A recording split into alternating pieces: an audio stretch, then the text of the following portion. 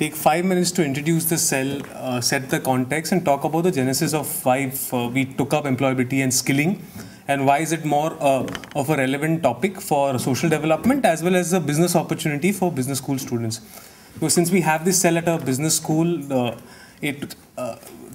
ultimate objective has to be that the students can come up with business opportunities which can tackle these issues. Now look at this image. What does it indicate? Like if you were talking about 1990s, we would have said that this is called population explosion. But suddenly, I think 2010, in the last 5 years, we've been discussing more about it as a demographic dividend. Now, I've been grappling with these issues for a while now. Like what has changed over the past 2 decades that we've suddenly moved from a very alarming, tragic issue that the country is facing in terms of population. And suddenly we started talking about it more like an advantage that this is going to be the engine of our growth and we're going to be a superpower in the next 20, 30 years. And this population is going to help us be one of the most powerful countries in the world. So that is what got me thinking, or got us thinking at the cell about what is it, that how do we look at this issue. We just looked at few numbers. Like in 2025, I've simplified the numbers for easy understanding here. We'll have a population of around 1.2 billion people. That's a large number. 700 million will be the working age population in India itself. We'll have around 200 million graduates. Now, enough has been said by the IT industry and others about how our graduates are unemployable and we need to have better quality institutions. We need to have more institutions in this country. So at least this issue we've spoken and heard enough.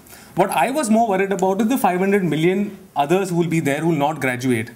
So you'll have only 13% graduates coming in every year into the workforce. So what do we do with the 500 million? And that is where we started thinking about employability and skilling. Like you'll have to use this population and do something with it. So you'll have to provide them jobs, you'll have to train them, you have to ensure that they're productive so that at least the social tensions are not there. With the economic development, at least the aspirations are also rising. So how you could have satisfied the same youth with many lesser opportunities 20 years back, but the same thing will not hold true in 2010 or even 2025. So let me just give you a broad, a simple understanding of the skilling and employability ecosystem. A simplistic chart which shows that we start with financing, which is required to finance demand. Student has to pay fees or somebody has to pay fees.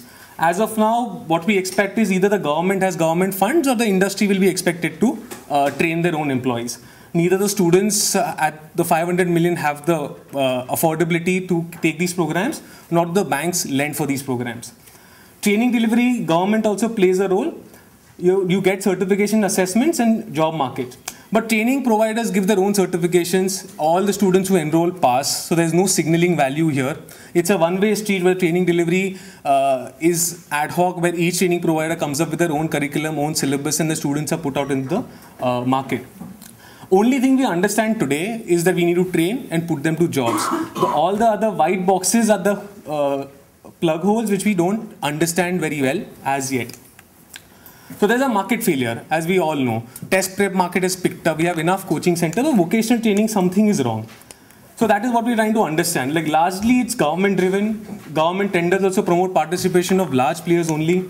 We'll have lack of mechanism to finance the demand side. Students don't get, like we get 20 lakh loans. It's easy for us to get into ISB and get the program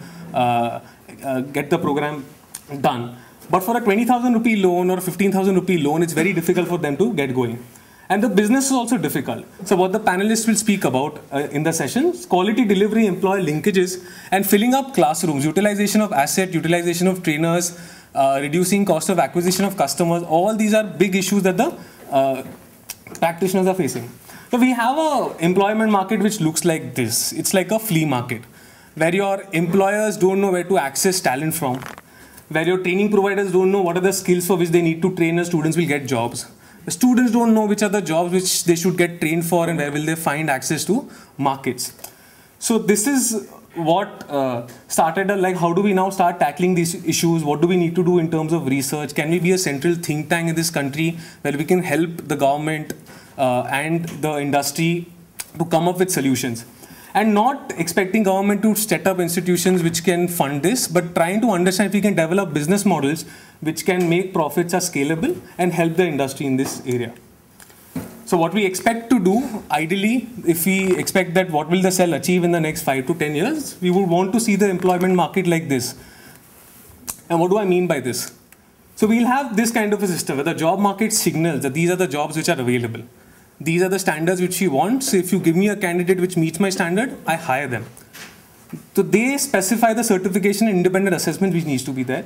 Financing needs to come in, where students finance, because when they pay money and they quit a job and go to another company, the company is just, it's like a leasing model for them.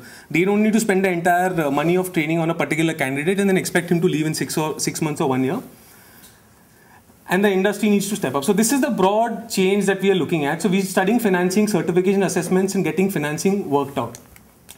So for this reason, we set up the cell for employability and skilling. As Nidhi mentioned, Dr. Reddy has been very kind and generous in funding this cell. The mission is to demonstrate that markets and business sector can play a big role in creating capacity and human resources for economic growth.